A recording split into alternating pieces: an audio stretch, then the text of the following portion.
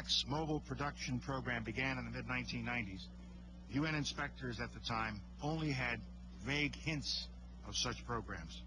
Confirmation came later, in the year 2000. The source was an eyewitness, an Iraqi chemical engineer who supervised one of these facilities.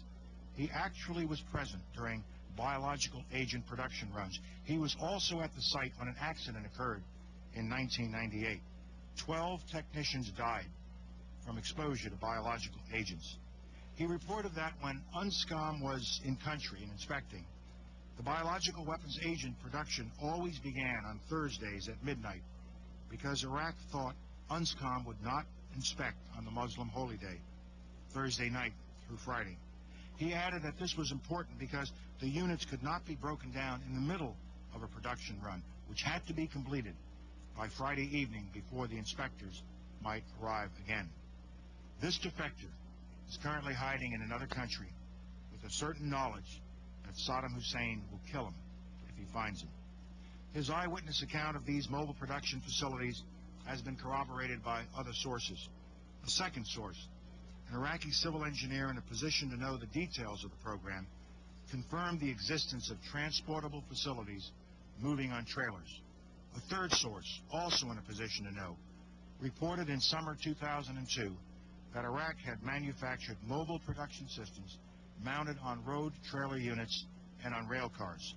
Finally, a fourth source, an Iraqi major who defected, confirmed that Iraq has mobile biological research laboratories in addition to the production facilities I mentioned earlier. We have diagrammed what our sources reported about these mobile facilities. Here you see both truck and rail car mounted mobile factories. The description our sources gave us of the technical features required by such facilities are highly detailed and extremely accurate. As these drawings, based on their description, show, we know what the fermenters look like. We know what the tanks, pumps, compressors, and other parts look like. We know how they fit together. We know how they work. And we know a great deal about the platforms on which they are mounted. As shown in this diagram, these factories can be concealed easily, either by moving ordinary-looking trucks and rail cars along Iraq's thousands of miles of highway or track, or by parking them in a garage or a warehouse or somewhere in Iraq's extensive system of underground tunnels and bunkers. We know that Iraq has at least 7 of these mobile biological agent factories. The truck-mounted ones have at least 2 or 3 trucks each. That means that the mobile production facilities are very few. Perhaps 18 trucks that we know of. There may be more, but perhaps 18 that we know of. Just imagine trying to find 18 trucks among the thousands and thousands of trucks that travel the roads of Iraq every single day. It took the inspectors 4 years to find out that Iraq was making biological agents. How long do you think it will take the inspectors to find even one of these 18 trucks without Iraq coming forward, as they are supposed to, with the information about these kinds of capabilities? Ladies and gentlemen, these are sophisticated facilities. For example, they can produce anthrax and botulinum toxin. In fact, they can produce enough dry biological agent in a single month to kill thousands upon thousands of people. And dry agent of this type is the most lethal form for human beings. By 1998, UN experts agreed that the Iraqis had perfected drying techniques for their biological weapons programs. Now, Iraq has incorporated this drying expertise into these mobile production facilities. We know from Iraq's past admissions that it has successfully weaponized not only anthrax, but also other biological agents, including botulinum toxin, aflatoxin, and ricin. But Iraq's research efforts did not stop there. Saddam Hussein has investigated dozens of biological agents, causing diseases such as gas gangrene, plague, typhus, tetanus, cholera, camelpox, and hemorrhagic fever. And he also has the wherewithal to develop smallpox. The Iraqi regime has also developed ways to disperse lethal biological agents widely, indiscriminately, into the water supply, into the air.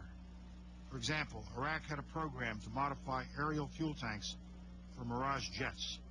This video of an Iraqi test flight of obtained by UNSCOM some years ago shows an Iraqi F-1 Mirage jet aircraft. Note the spray coming from beneath the Mirage. That is 2,000 liters of simulated anthrax that a jet is spraying. In 1995, an Iraqi military officer, Mujahid Saleh Abdul Latif, told inspectors that Iraq intended the spray tanks to be mounted onto a MiG-21 that had been converted into an unmanned aerial vehicle, or a UAV. UAVs outfitted with spray tanks constitute an ideal method for launching a terrorist attack using biological weapons. Iraq admitted to producing 4 spray tanks, but to this day, it has provided no credible evidence that they were destroyed, evidence that was required by the international community. There can be no doubt that Saddam Hussein has biological weapons and the capability to rapidly produce more, many more. And he has the ability to dispense these lethal poisons and diseases in ways that can cause massive death and destruction. If biological weapons seem too terrible to contemplate, chemical weapons are equally chilling. UNMOVIC already laid out much of this, and it is documented for all of us to read in UNSCOM's 1999 report on the subject. Let me set the stage with 3 key points that all of us need to keep in mind. First, Saddam Hussein has used these horrific weapons on another country and on his own people. In fact, in the history of chemical warfare, no country has had more battlefield experience with chemical weapons since World War I than Saddam Hussein's Iraq. Second, as with biological weapons, Saddam Hussein has never accounted for vast amounts of chemical weaponry. 550 artillery shells with mustard, 30,000 empty munitions, and enough precursors to increase his stockpile to as much as 500 tons of chemical agents. If we consider just one category of missing weaponry, 6,500 bombs from the Iran-Iraq War, UNMOVIC says the amount of chemical agent in them would be on the order of 1,000 tons. These quantities of chemical weapons are now unaccounted for. Dr. Blick says, quipped that, quote, mustard gas is not marmalade. You are supposed to know what you did with it. We believe Saddam Hussein knows what he did with it, and he has not come clean with the international community. We have evidence these weapons existed. What we don't have is evidence from Iraq that they have been destroyed or where they are. That is what we are still waiting for. Third point, Iraq's record on chemical weapons is replete with lies. It took years for Iraq to finally admit that it had produced 4 tons of the deadly nerve agent VX. A single drop of VX on the skin will kill in minutes. 4 tons. The admission only came out after inspectors collected documentation as a result of the defection of Hussein Kamal, Saddam Hussein's late son-in-law.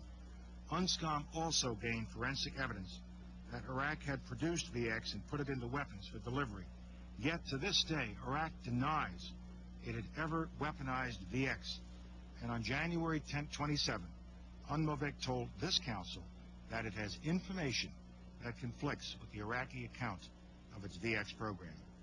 We know that Iraq has embedded key portions of its illicit chemical weapons infrastructure within its legitimate civilian industry. To all outward appearances, even to experts, the infrastructure looks like an ordinary civilian operation. Illicit and legitimate production can go on simultaneously, or on a dime. This dual-use infrastructure can turn from clandestine to commercial and then back again. These inspections would be unlikely, any inspections of such facilities would be unlikely to turn up anything prohibited, especially if there is any warning that the inspections are coming. Call it ingenious or evil genius, but the Iraqis deliberately designed their chemical weapons programs to be inspected. It is infrastructure with a built-in ally. Under the guise of dual-use infrastructure, Iraq has undertaken an effort to reconstitute facilities that were closely associated with its past program to develop and produce chemical weapons. For example, Iraq has rebuilt key portions of the Tariq state establishment. Tariq includes facilities designed specifically for Iraq's chemical weapons program and employs key figures from past programs. That's the production end of Saddam's chemical weapons business. What about the delivery end? I'm going to show you a small part of a chemical complex called Al-Musayyib, a site that Iraq has used for at least 3 years to transship chemical weapons from production facilities out to the field. In May 2002, our satellites photographed the unusual activity in this picture. Here we see cargo vehicles are again at this transshipment point, and we can see that they are accompanied by a decontamination vehicle associated with biological or chemical weapons activity. What makes this picture significant is that we have a human source who has corroborated that movement of chemical weapons occurred at this site at that time. So it's not just the photo, and it's not an individual seeing the photo. It's the photo and the knowledge of an individual being brought together to make the case. This photograph of the site, taken 2 months later in July, shows not only the previous site, which is the figure in the middle at the top with the bulldozer sign near it. It shows that this previous site, as well as all of the other sites around the site, have been fully bulldozed and graded. The topsoil has been removed. The Iraqis literally removed the crust of the earth from large portions of this site in order to conceal chemical weapons evidence that would be there from years of chemical weapons activity. To support its deadly biological and chemical weapons programs, Iraq procures needed items from around the world using an extensive clandestine network. What we know comes largely from intercepted communications and human sources who are in a position to know the facts. Iraq's procurement efforts include equipment that can filter and separate microorganisms and toxins involved in biological weapons, equipment that can be used to concentrate the agent, growth media that can be used to continue producing anthrax and botulinum toxin, sterilization equipment for laboratories, glass-lined reactors and specialty pumps that can handle corrosive chemical weapons agents and precursors, large amounts of phenol chloride, a precursor for nerve and blister agents, and other chemicals such as sodium sulfide, an important mustard agent precursor. Now, of course, Iraq will argue that these items can also be used for legitimate purposes. But if that is true, why do we have to learn about them by intercepting communications and risking the lives of human agents? With Iraq's well-documented history on biological and chemical weapons, why should any of us give Iraq the benefit of the doubt? I don't. And I don't think you will either after you hear this next intercept. Just a few weeks ago, we intercepted communications between two commanders in Iraq's 2nd Republican Guard Corps. One commander is going to be giving an instruction to the other. You will hear as this unfolds that what he wants to communicate to the other guy, he wants to make sure the other guy hears clearly, to the point of repeating it so that it gets written down and completely understood. Listen. Hello. Hello. Hello. صباح خيري. Hello. طب ابراهيم سيدي. ابراهيم شلونك؟ الله يسلمك سيدي. شلون صرتك؟ الله يحفظك. شلون صارت؟ خير الحمد لله سيدي. اخي ابراهيم. نعم سيدي. الحين اكتب يمك. اي طيب. الو. الو. صباح سيدي. مرحبا. ابراهيم. نعم سيدي. اخي ابراهيم. وياك سيدي. رفع. رفع. عبارة. اوامر الاعصاب. اوامر الاعصاب. اينما وردت. تلقى تعليمات كلاسيكية. التعليمات كلاسيكية. اللاسلكية. زيني؟ صار سيدي. Let's review a few selected items of this conversation.